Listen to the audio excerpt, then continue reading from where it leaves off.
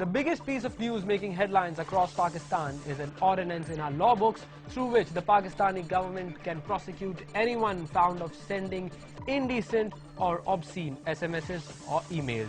Yes, ladies and gentlemen, today we'll talk about the much maligned Prevention of Electronic Crimes Ordinance or the Cybercrime Act. I'm your host, Uwais Mangalwala. Sticks and stones can break my bones, but words can never hurt me. This saying smacked on the face of reality when our Interior Minister Rahman Malik, actually Dr. Rahman Malik, who is a PhD in criminology, held a press conference and apprised the media that anyone sending such SMSs or emails can be sent to prison for up to 14 years. The government gave 3 reasons for their actions. 1. To protect lady members of the parliament who receive abusive calls or text messages. 2. To curb slander against the political leadership of the country. And 3. To prevent terrorists or banned groups from using the internet for propaganda against the Pakistani military.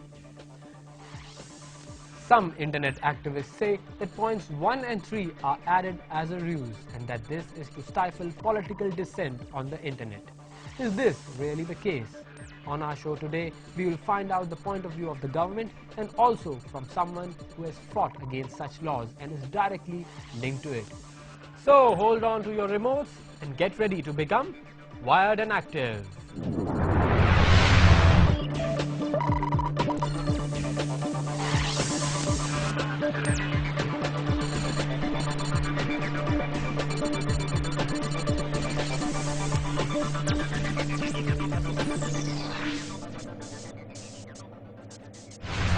Now, before we get on with the show, let's check the news making the headlines on our local blogosphere in our segment, Keyboard Politics.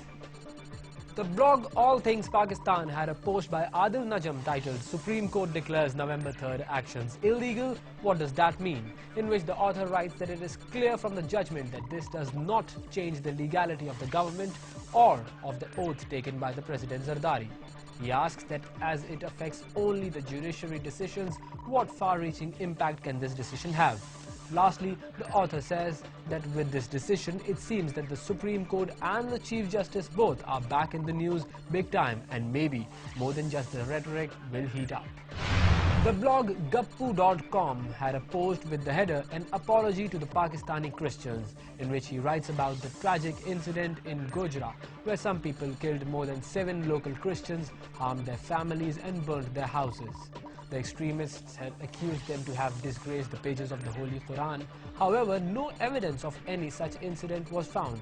The author goes on to say that today, if someone asks me who is the real enemy of Pakistan, he would say the real enemy of Islam and Pakistan is not the West, but these very extremists who are bringing disgrace to our religion and to our country.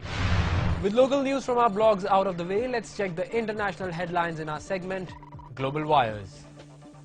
Targeting the repressive methods of what one senator called a cruel regime, the US Senate has authorized up to $50 million to help Iranians evade their government's attempts to censor the internet and to pressure foreign corporations not to help Iran clamp down on communications. The Victim of Iranian Censorship or VOICE Act was added to the Senate's Defense Authorization Bill as a response to mass protests following Iran's disputed June 12 presidential elections. Internet-based tools such as Facebook and Twitter have become the key means for Iranians to communicate with each other and with the outside world about protests over what many regard as a fraudulent victory by incumbent President Mahmoud Ahmadinejad.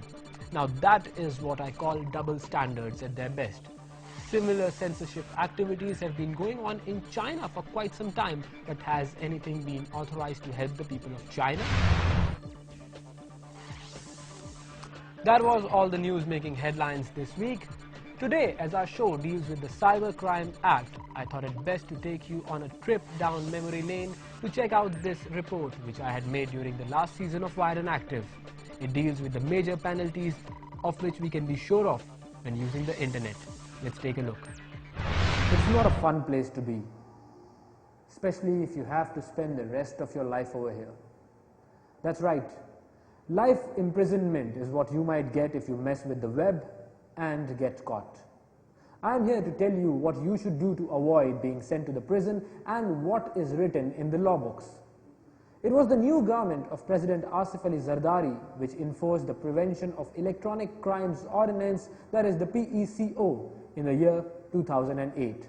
The sections in the ordinance are way too many to be covered over here. But what we have done is that we have prepared a list of the top 4 things which you should not do on the internet. Number 1, do not engage in terrorism on the internet.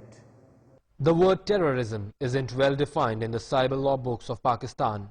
But if someone has the intent to alarm, damage, harm or frighten another person by using a computer which might result in their death, sickness or injury, he or she can be given the death penalty or life imprisonment. Electronic fraud is number 2 on our list.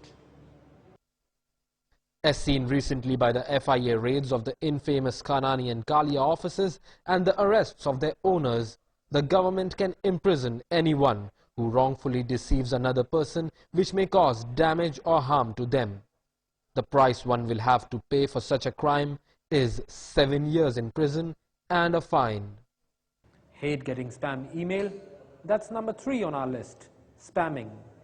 Spam mail is a pain for most. It's when you are eagerly waiting to check your email and when it opens up, nearly 3/4 of the stuff in your inbox is from the makers of Viagra or someone stating that you have won $1 million. That's when you and I might wish that these spammers are given life imprisonment for the overdose of spam. But anyone caught perpetrating such an act would be fined 50,000 rupees. Repeat offenders will be given 3 months in jail. And saving the best for last. Beware you Facebook, Orkut and MySpace users, stalking isn't legal. Want to take a picture of that girl sitting across the room? Don't even think about it. Anyone caught doing such a thing can be sent to the lockup for a minimum 7 years. This includes a fine of 300,000 also. So watch what you do on the internet, because the cyber police might be tracking you. I'm Awais Mangalwala telling you to stay safe on the virtual waves, because you don't want to end up over here.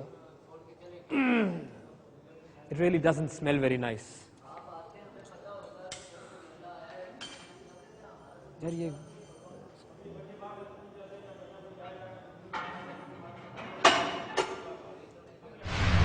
It's time for a very short break now, but coming up after the break, the editor of CIO Pakistan, Rabia Gharib, will be in our studio to discuss the ramifications of the Cybercrime Act. See you after the break.